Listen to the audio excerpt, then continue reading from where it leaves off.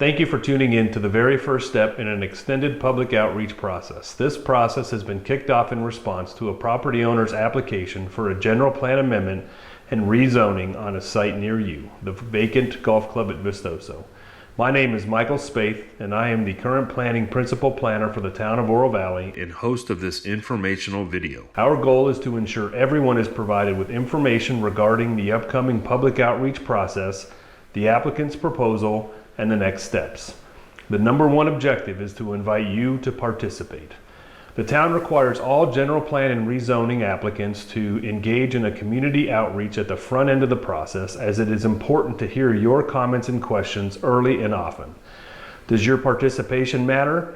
Absolutely. Community input has shaped every general plan amendment and rezoning and application in Oro Valley. Typically, an in-person neighborhood meeting is held prior to a formal submittal of a general plan amendment and/or rezoning application.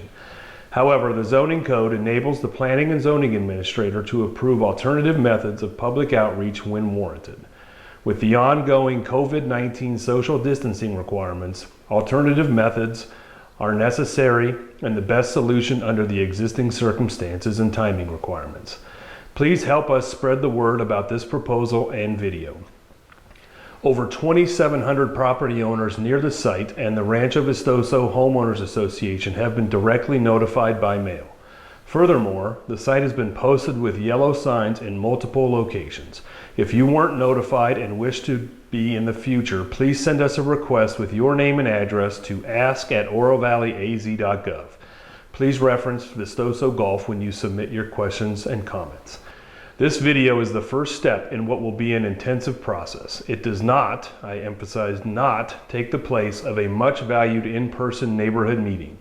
Our aim is to provide such opportunities in the late summer and fall, safety permitting. Later in this video, we will map out what the anticipated process will look like. It is important to establish that this request is to develop private property. All property owners have the right to request review of their development proposal. This is not the town's proposal. It is the property owners. It is their charge to create, justify, and seek town council approval of their request. Furthermore, the town is required to provide due process in a timely manner as prescribed by state law. Furthermore, state law requires general plan amendments be heard in the same calendar year in which they are submitted. This means town council must consider the application in December of this year.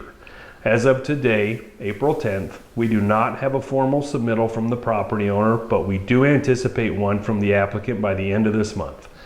A pre-application concept for the site has been provided, and you will hear more about that directly from the property owner's representative, Ms. Linda Morales, later in this video. Here are the steps we're going to follow. First, I will provide key background information about the property, town code review criteria, and future opportunities to participate in the process. Secondly, I will introduce Ms. Morales, who is representing the property owner. She will walk us all through the what and why of the property owner's site proposal. And lastly, the most important part is an invitation to provide your questions and comments on ask@orovalleyaz.gov. All questions and comments will be posted on this project's page on ovprojects.com. Comments submitted to ask@orovalleyaz.gov by April 23rd will be the foundation of a response video that will be posted on ovprojects.com on April 30th. Again, this is just the first step, and we are only using video to do this because of the COVID-19 social distancing guidelines. Additional information has been posted on ovprojects.com, and it will be continually updated as the town receives a formal application and additional information. Let's get started. The applicant's request involves two applications, a general plan amendment and a PAD amendment or rezoning. During my presentation, I'm going to discuss in more detail the public participation process and anticipated timeline for meetings associated with the applicant's proposals, explain what we mean by general plan and zoning, provide some background on the property, including the existing land use designations and zoning designations, and briefly touch on the applicant's two proposals before the applicant goes into more detail in their presentation. And then we will finish with a brief discussion of next steps. Due to ongoing COVID-19 concerns, the standard neighborhood meeting format has been modified to provide information while still addressing your comments and concerns. After you have a chance to watch this video in its entirety, please use ask@orovalleyaz.gov to submit your questions and comments. All comments received from the date of this video posting, April 10th, up to April 23rd will be used as the foundation for a video response by staff and the applicant that will be posted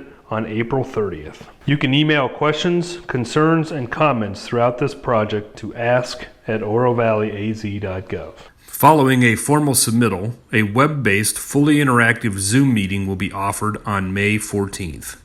During the summer, web-based focus group meetings will also be conducted. 4 neighborhood meetings will be held in August and September and will be in person if it is safe to do so. If not, interactive web-based neighborhood meetings will be offered. There are additional opportunities for public input. In October, there will be the first of 2 public hearings before the Planning and Zoning Commission, the second being in November. After receiving public testimony, they may vote to provide a formal recommendation to Town Council. The project is anticipated to then be considered by Town Council in December. After receiving community testimony, Town Council may vote to approve, deny, or continue the application. Now I'd like to orient everyone with respect to the subject property. The property is approximately 202 acres in size, bounded on the east by Rancho Vistoso Boulevard, the south by Desert Fairways Drive, the west by La Cañada Drive, and it encompasses Vistoso Highlands Drive along the north. You can see the old clubhouse here along Vistoso Highland Drive for reference, as well as Splendido to the east and the Innovation Academy shown in blue here at the bottom of the screen for additional context. Before I provide some detail on the background of the property, I'd like to briefly discuss what is a general plan. The Your Voice, Our Future General Plan is a voter-approved long-range policy document which drives town decisions and embodies the community's values.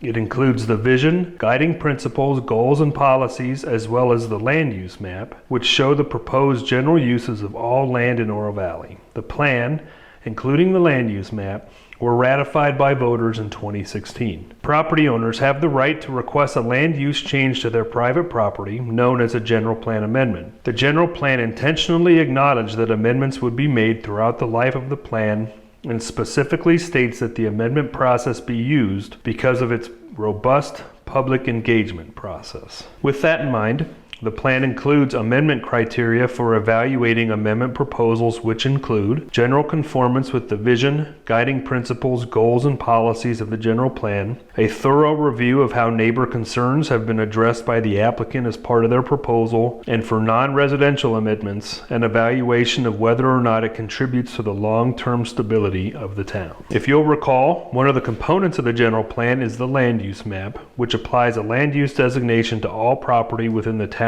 planning boundary. For the subject property, outlined in yellow, the existing land use designation is Resort Golf Course, or RGC. This area, as its name implies, is designated for areas intended for resort or golf course uses. A mix of medium-density residential and high-density residential surround the property. Now that we've talked about the general plan and the land use designations, how does zoning relate? Where the general plan is a high-level policy document that drives town decisions, the zoning of the property is what actually gives the property owner the legal right to use their land. It establishes what uses are permitted, for example, homes, businesses, or warehouses, and what development standards are applicable, ergo, building height limitations, setback requirements, things of that nature. The town has 18 zoning districts that range from large lot residential to commercial and open space. Moreover, the town also has 18 planned area developments, or PADs as they're known, which are specific zoning standards for the properties included in those areas. For example, Rancho Vistoso. Which brings me to the subject property, which was established as a golf course in 1987, shown in the yellow circle, as part of the original Rancho Vistoso PAD zoning. If you're a neighbor to the golf course, you are a Rancho Vistoso resident as well. Similar to the town zoning code, the Rancho Vistoso PAD establishes the permitted uses and development standards throughout Rancho Vistoso. As such, much of the subject property is designated as golf/rec, shown in the dark green on the screen. This zoning district, as it implies, is intended for golf and recreation uses. There are also areas designated as open space, shown in light green, which are meant to stay natural with little to no impact, as opposed to the golf/rec where impacts are expected. Surrounding the area are medium density residential areas where detached single family development exists, medium high density residential where townhome or condo style development exists, and then there is a portion where the old clubhouse and current homeowners association building is located that is already zoned high density residential, shown here. Though it is part of the applicant's rezoning tentative development plan, it is not part of the requested rezoning. Now that we have some background on the existing general plan land use and zoning designations for the property, I want to take a brief moment to explain the applicant's proposal before they provide more detail. The ultimate request is to enable development of a senior care facility, several types of residential development, and open space on the vacant golf course property. To accomplish this, they need to process two applications: a general plan amendment to the land use map, and a planned area development amendment, or rezoning. These two applications are expected to run concurrently. The general plan amendment involves the request to change the resort/golf course designation to medium density residential and high density residential to accommodate the proposed uses. The rezoning request is to change the golf course/recreation designation to high density residential, medium high density residential, and medium density residential to accommodate the same uses. Again, these applications will be reviewed for conformance with the general plan and Rancho Vistoso planned area development. As part of that review, staff is aware of some key items, including impacts to views, compatibility with surrounding neighborhoods, including appropriate transitions, impacts to open space and traffic, among others. With that in mind, I'd like to turn it over to Ms. Linda Morales with the Planning Center, representing the property owner, to provide more detail regarding their proposals and to explain the what and why of their applications. Ms. Morales. Thank you, Mr. Spaeth, and thank you for this opportunity to share with you our plans for developing what we truly believe will be a win-win situation. My name is Linda Morales, and I'm the owner of the Planning Center, a Tucson-based urban planning and landscape architecture firm. We've been hired by Romspin to work on this project. Normally, we would have a team of people here with me to present the project, but since we're limiting exposure, I'll be representing the team today. My client, Peter Albaum of Romspin, as well as his local representative, Pat Lopez, are the principal members of our team. We're also working with a potential developer, Mr. Jeff Farmer of Spectre Properties, an assisted living developer, and his planner, Paul Oland of Paradigm Land Design, and Charlie Bowles, his broker. Before I go into the plan, I'd like to give you a little background for those of you who may not already know it. Romspin is a non-bank lender based in Toronto, Canada. They invest exclusively in real estate via first mortgages. In 2014, Romspin closed on a portfolio of golf courses they had mortgages on due to the borrower defaulting. As there were no other bidders at the foreclosure auction for Vistoso Golf Course, Romspin took title to the property through a subsidiary, Romspin Vistoso LLC. Since 2014, Romspin invested significant sums into capital expenditures and maintenance of the golf course, trying to turn the golf course profitable. However, while they were able to improve the performance of the golf course, they were not able to prevent it from losing significant amounts of money every year. Due to changing demographics, lifestyles, and the cost of water, golf is an extraordinarily difficult business to operate in Arizona and in the U.S. as a whole. In 2019 alone, more than 100 golf courses closed nationwide. That trend has been ongoing since 2015 and will likely continue as water costs continue to rise and the number of golfers shrinks. During this period, Romspin had listed the golf course for sale with a well-known broker in the industry, but did not receive any credible offers. In an attempt to save the golf course, the owner approached community leaders and neighboring developers asking for assistance with subsidies that might help reduce the losses of keeping the golf course operating. Unfortunately, Romspin received no offers of support. In the spring of 2018, they made the difficult decision to close the course, but did keep watering the greens for many months to give the community a chance to save the golf course by purchasing it. Regrettably, those offers fell short, and the golf course never reopened. Romspen understands the impact that a shutdown golf course may have on a community, lowering property values and creating uncertainty in the market. They believe that rather than sitting vacant, a carefully thought out development plan on part of the property, with the balance of the land forming a new linear trail amenity for the entire community, is a win-win for all. We can restore certainty to the neighborhood and provide a model for communities throughout the country that face similar issues. To orient everyone to the property, this is an overall map showing the boundary of the Rancho Vistoso planned area development and where the golf course property sits. That is the green. And this is a closer up look at the overall property. So again, to orient you, this is Rancho Vistoso Boulevard. We have Vistoso Highlands Drive, and we have Pebble Creek Drive.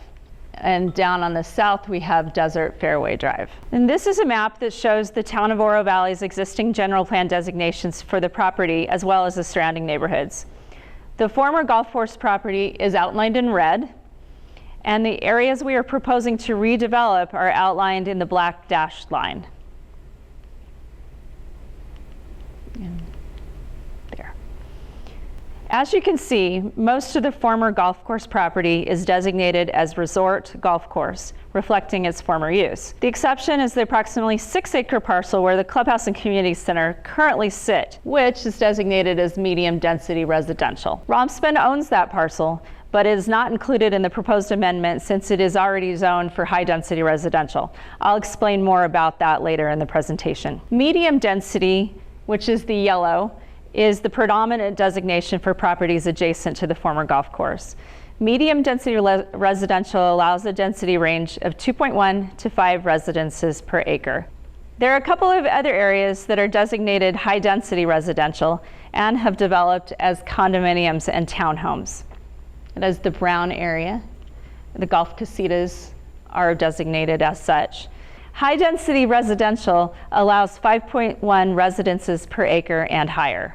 To the north, the Stone Canyon development is designated as low density residential, which allows up to 2 homes per acre. This slide shows the existing zoning on the site per the Rancho Vistoso PAD, which is essentially the zoning of the property. It's important to note here that if there's a disagreement between the general plan and the PAD, in other words, the zoning, takes precedent. The general plan only comes into play when we are proposing a change to zoning. That 6-acre parcel where the clubhouse sits is, despite its general plan designation, currently zoned for high-density residential. Per the Rancho Vistoso PAD, high-density residential allows up to 21 residences per acre, which is apartment density, and up to 3 stories in height. Therefore, this portion of the Romspen-owned land will not be included in this general plan and PAD amendment request because it already has more than adequate zoning for redevelopment. The remainder of the property is currently zoned in the PAD as resort golf course, and that is the green that you see on the map. Today, I will be presenting you with 2 different options for the general plan amendment and rezoning. At this time, we are very early in what is a long process, which is scheduled to go at least to the end of this calendar year.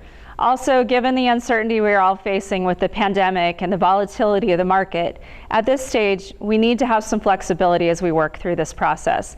Therefore, I'm going to go over 2 concept plans for the future development of the site, and then present you with the requested map changes for each of the 2 processes. This is the first concept plan we have developed for the site. The 2 concept plans really only differ in the area that was the driving range. Most of you have probably seen early plans that were circulated to show this area as an assisted living facility. Spectra is interested in building the assisted living that would sit in the center of the former driving range.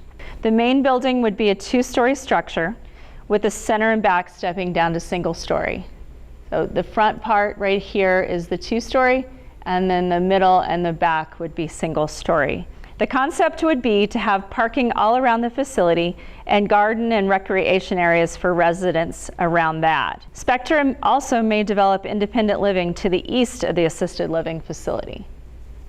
That layout may end up looking different from what you see here, but it would be single detached homes on individual lots. These would be homes that would have the ability to use the services of the assisted living facility to help aging residents in their own homes. If Spectra does not option to develop this area for independent living, It's proposed for all ages single-family residential.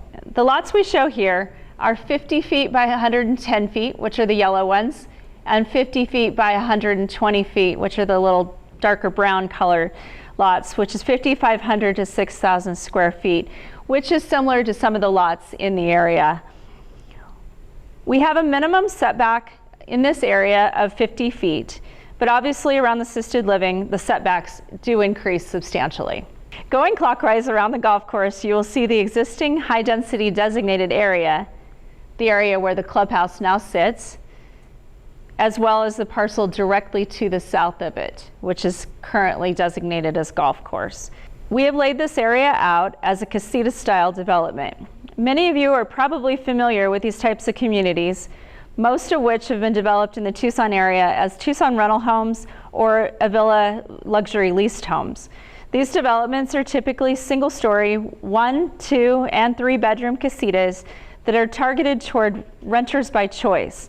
Often their residents are people who are perhaps new to the area and waiting on a home to be built, or are perhaps searching for the right type of neighborhood, or they're young professionals that are not interested in home ownership, or retirees that just don't want the upkeep of a home or a yard. These communities typically demand higher than average rents and offer a higher quality home than the average apartment community. Good examples of recent similar developments include Avila Preserve at Orange Grove and Mona Lisa, and Avila Sabino on Sabino Canyon and Cloud Road. Although this is a bit higher density than the existing homes in the area, the proposed layout, as shown in this concept plan, is about half of the maximum density allowed in the high-density residential designation, about 10 to 12 homes per acre. And it is surrounded by large washes, which will remain as open space, so it doesn't sit immediately adjacent to any existing homes. I know people have previously commented about traffic on Vistoso Highlands Drive. Part of the rezoning process will be to have a traffic engineer do a traffic impact analysis on any of the developments proposed. That report will look at overall traffic levels, both existing and proposed, and will analyze things such as the need for turning lanes. We may have to wait for that report to be done once traffic normalizes, since not that many people are currently driving and people are leaving for the summer months, but it will be done as part of this process. Immediately to the south of this area, we've set aside a portion of the property that could possibly serve as a recreation area for these future residents, as well as the assisted and independent living. Moving further clockwise on the plan, you will see some proposed fourplex homes similar to the existing golf casitas. These all access from Pebble Creek Drive with an emergency exit onto Vistoso Highlands. To provide some orientation, the pocket of development on the south side of Pebble Creek is where the existing maintenance facility is now. They would likely have their own recreation center as well. Moving to the north, we are proposing single-family residential lots in the area between the New Richmond development and Stone Canyon. These lots vary in size from 70 to 130 feet, or just a little over 9,000 square feet, ranging from that to quarter-acre custom home lots over in this area. In addition to placing larger lots adjacent to the existing Stone Canyon residences, we're proposing a minimum 50 feet buffer, although it is much larger than that in several locations. For those of you who saw earlier versions of this plan, you'll notice that we have removed the lots that we have previously shown in the area over and around the existing pond. While the fate of the pond is uncertain at this time and will certainly be an ongoing topic of discussion, this area is now proposed to remain as open space. And finally, the last area proposed for development is on Desert Fairway Drive across from Innovation Academy School. We are proposing 50 feet by 110 feet lots in this area, 5,500 square feet, while maintaining landscape buffers between the proposed homes and existing residences. These buffers vary in width from 20 to 50 feet. We understand that there are concerns about the property's connection to Desert Fairway Drive, as well as existing traffic concerns with parent pickup and drop-off at the school. We will continue to work with our engineers and traffic specialists to study this area for feasibility and for safety. Here is the alternative illustrative site plan. All the areas described on the previous slide remain the same, except we are showing a single-family residential alternative for the driving range, rather than the assisted living. In this scenario, we show a subdivision of 93 lots with an average size of 60 feet by 120 feet, or 7,200 square feet, which is very similar to the surrounding properties. And it has a minimum landscape buffer of 50 feet where adjacent to existing homes.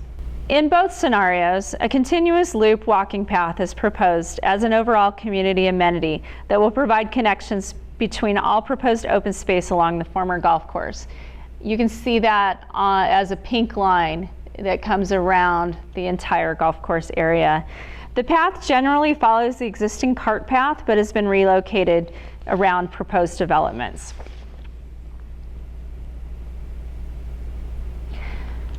So again, to recap, our request will be to amend the general plan as well as the Rancho Vistoso PID to allow for these areas of redevelopment. This is the proposed change that would be associated with option 1, which is the plan that includes the assisted living. Because assisted living is only allowed under the high density residential category in the Rancho Vistoso PID, we are requesting a general plan amendment for high density residential, and that is the brown that you see in this area. The independent living will be more in line with the medium density residential in terms of density. However, because it would be part of the assisted living facility and its residents would be receiving services, that area would need to go as high density residential as well. Moving clockwise, the southern part of the casita style housing is proposed for HDR as well. In between the developments, we are showing the washes as open space, and that's the light green that you see designated there. The balance of the site is proposed as medium density residential. Again, high density residential allows 5.1 units per acre and greater. Medium density residential is 2.1 to 5 per acre.